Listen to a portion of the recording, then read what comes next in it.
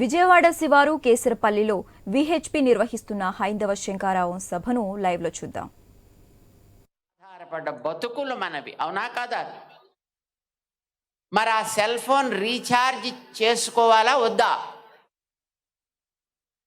చేసుకోవాలంటే cell phone ఎక్కడ పెట్టాలి? ఎక్కడో ఒక పాయింట్లో పెట్టాలి కదా. ఆ పాయింట్ పెర్ఫెక్ట్గా ఉండాలా వద్దా?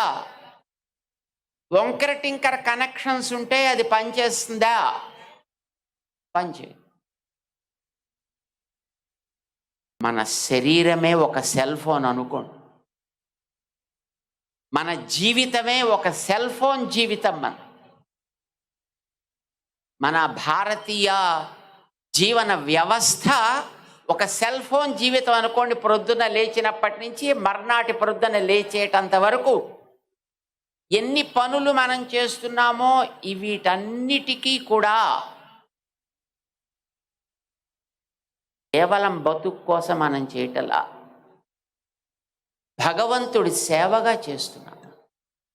వివాహం జరిగినా భగవత్ సేవగా, భోజనం చేసినా లోపలుండే అంతరాత్మకి మన నైవేద్యం పెడుతున్నట్టుగా, వివాహం జరిగి కాపరం చేస్తున్నా మన తర్వాత ఆ సేవ కొనసాగించే వారసులు కావాలి అని జీవితం అట్లానే చేస్తున్నామా లేదా? ఏ పని మనం చేసినా దైవ సేవగా చేయాలి అని, అది ఒక యజ్ఞంగా భావించాలి అని మనకి మన పెద్దలు, మన గురువులు, మన తల్లిదండ్రులు నేర్పిస్తే ఈ జీవితం అనేటటువంటి సెల్ ఫోన్ని మనం అట్లా సాగిస్తున్నాం, అన్ని వ్యవహారాలు చేస్తున్నాం. మరి దీనికి రీఛార్జ్ ఎక్కడ పెట్టాలి?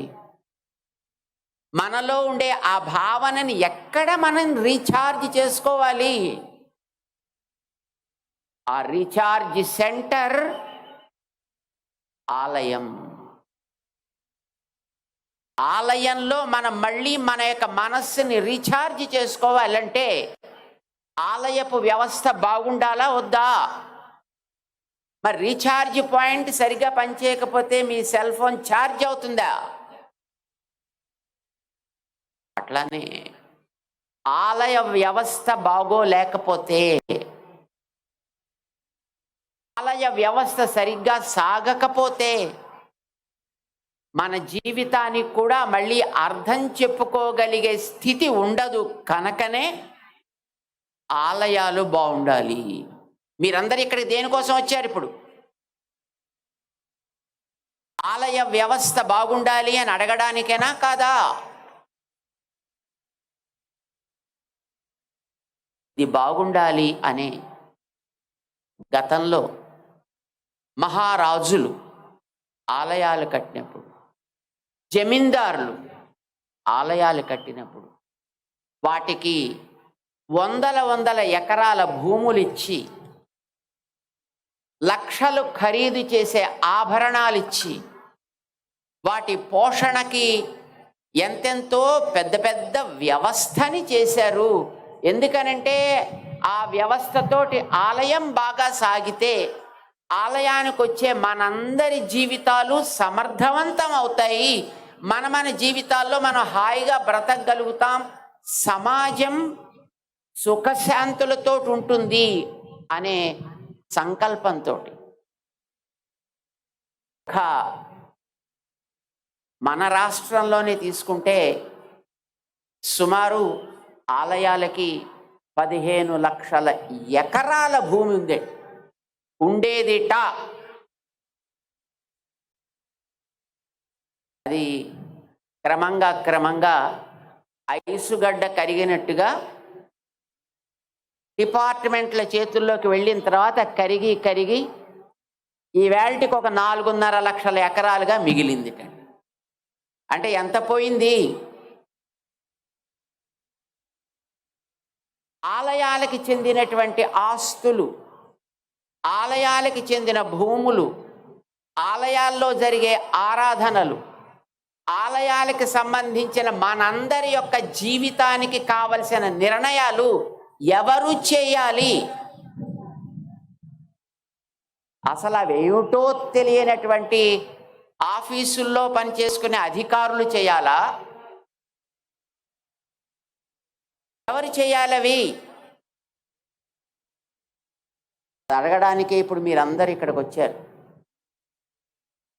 అది ఎవరిని అడగాలో మీ అందరికీ తెలియాలనే మన విశ్వ హిందూ పరిషత్ ఇక్కడ ఇంతమందిని సమావేశపరిచి ఇంతమంది పెద్దలని ఇక్కడికి తీసుకొచ్చి మీ అందరి ముందర ఇక్కడ కూర్చోపెట్టింది. మన రాష్ట్రంలో అన్ని మూలల నుంచి మిమ్మల్ని అందరినీ ఇక్కడికి తీసుకొచ్చిన కారణం ఎవరిని మనం అడగాలి, దాన్ని ఎవరి ద్వారా నడపాలి అనేది మీకు తెలియచేయడం కోసం. ఆలయాల్లో పూజ జరగాలంటే 5 నిమిషాలు చేయండి, అరగంట చెయ్యండి అని ఎవరు చెప్పాలి? ఒక ఆఫీసర్ చెప్పాలా? ఒక ధర్మాధికారి చెప్పాలా? ఎవరు చెప్పాలి? కట్టుకున్న ఆలయాలు మీరు కట్టుకున్నారు.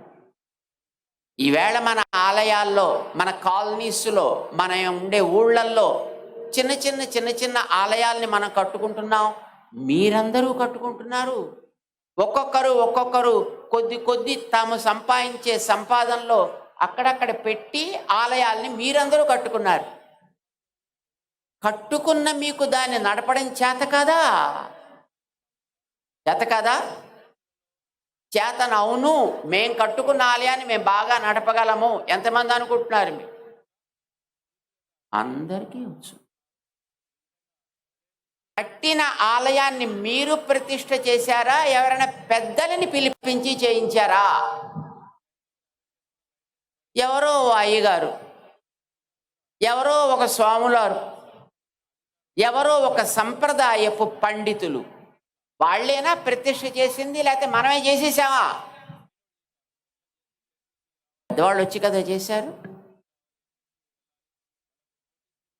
ఆలయంలో జరిగే ఏ సేవైనా, ఆలయానికి చెందిన ఆస్తులైన, ఆలయానికి చెందిన ఆరాధనాది వ్యవస్థ అయినా, ఎవరు ఆయా ఆలయాలకి ప్రతిష్ఠాదులు జరిపి అక్కడ జరగవలసిన కార్యాలు ఇవి అని ఒక నిర్ణయం చేశారో, దానికి సంబంధించిన ఏ నియమ నిర్ణయాలైనా వాళ్ళ చెప్పు చేతల్లో ఉండాలే తప్ప ఆఫీసర్స్ చేతిలో ఉండకూడదు.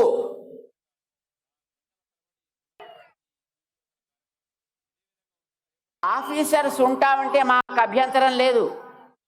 కానీ ఆ ప్రతిష్ఠాదులు చేసినటువంటి పెద్దలు ఎవరున్నారో వాళ్ళ ఆదేశానికి విరుద్ధం కాని రీతిలో వాళ్ళు వాటిని నిర్వహించగలిగేట్టుగా అయితే వాళ్ళు ఉండాలి. లేకపోతే వాళ్ళు అక్కడ ఉండాల్సిన అవసరం లేదు. అంగీకరిద్దామా దానికి? ఎండోమెంట్ డిపార్ట్మెంట్ ఉండాలా పోవాలా అది తర్వాత వాళ్ళు నిర్ణయం చేస్తారు.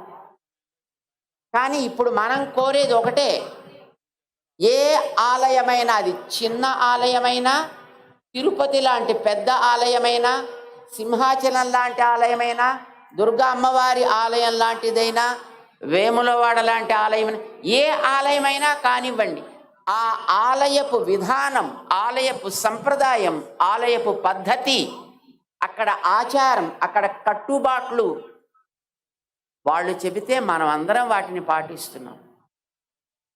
ఇలా జరగాలి అని వారు నిర్ణయం చేస్తే మనం అందరం మన ఆఫీసులనో, ఉద్యోగాలనో, వ్యాపారాలనో పక్కన పెట్టి అందులో సేవలు అందిస్తున్నాం.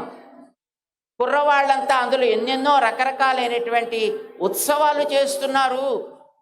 పెద్దలు చేసిన నిర్ణయానికి కట్టుబడి, సమాజం అంతా దాంట్లో కట్టుబడి ఉండేటప్పుడు దానిని సక్రమంగా నిర్వహించడానికోసమనే ఉండేటటువంటి ఆ ఎండోమెంట్ డిపార్ట్మెంట్లో ఉండే అధికారులు వాళ్ళకి ఏది అవసరమో దాన్ని చేయడానికి వాళ్ళు ఉండాలే తప్ప వాళ్ళు చేసేదాన్ని ఇది చేయకండి, అది చేయకండి, ఇలా చేయకండి, అలా చేయకండి అని చెప్పడానికి వాళ్ళకి అధికారం ఉండదు, ఉండకూడదు. ఒప్పుకుందామా దీన్ని? మీ ఆలయంలో ఉత్సవం 5 రోజులు జరగాలి అంటే ఆ జరగడానికి అక్కడ ఉండేటటువంటి పద్ధతిని ఎట్లా వినియోగించాలో దాన్ని పెద్దలు నిర్ణయం చేస్తే వాళ్ళని ఎగ్జిక్యూట్ చేయమని చెప్పండి, అమలు పరచమని చెప్పండి. అది దాటి వాళ్ళు చేయాల్సిన అవసరం లేదు.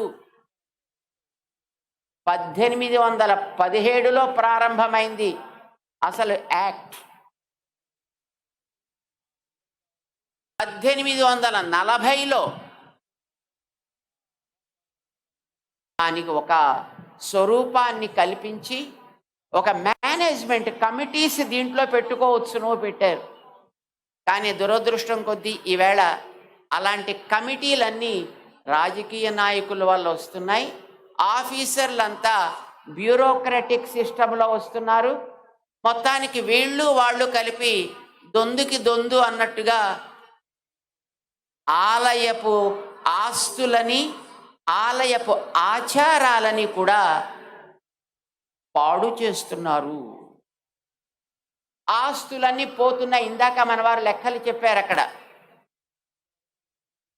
ఆధీనంలోకి మీరు తీసుకున్నప్పుడు ఇంత ఉండేది, ఇప్పటికి ఇంత అయింది, ఏం చేస్తున్నట్టు మీరు అని అడిగారు ఇందాక. అది వాస్తవం. మనం ఒక్క మాట జ్ఞాపకం పెట్టుకొని ఇక్కడి నుంచి ఇంటికి వెడదాం. మన ఆలయాలు, అది చిన్న గ్రామంలో చెట్టు కింద ఉండేటటువంటి ఓ అమ్మవారి సన్నిధి అయినా, ఎప్పటి నుంచో 100 సంవత్సరాలుగా వస్తుండేటటువంటి ఒక పెద్ద ఆలయమైనా, అక్కడ జరిగే ఆరాధనాది విధానాలని నిర్ణయం చేసేటటువంటి సంప్రదాయ ధార్మిక ఆచార్యులు పెద్దలు ఉన్నారు. వారి ఆదేశానికి విరుద్ధంగా అక్కడ ఏమీ జరగకూడదు. ఇది ఒకటి. రెండవది, ప్రతి ఆలయానికి కొంత ఆస్తి ఉంది. ఒక్కొక్క ఆలయానికి 1000 ఎకరాలు ఉంది. ఒక ఆలయానికి హుండీలో వచ్చే 4 డబ్బులు కావచ్చు. ఆ ఆస్తి ఈవేళ మనకి తరిగి కనిపిస్తోందంటే దాన్ని ఆక్రమించుకున్నటువంటి వాళ్ళు మధ్యలో ఎంతో మంది ఉన్నా 1996వ సంవత్సరంలో సుప్రీంకోర్టు ఒక నిర్ణయం చేసింది. ఆలయానికి చెందిన ఆస్తి ఎప్పుడు ఎక్కడ ఉన్నా, అది ఎన్ని చేతులు మారినా అది తిరిగి ఆలయానికే చెందించబడుతుంది.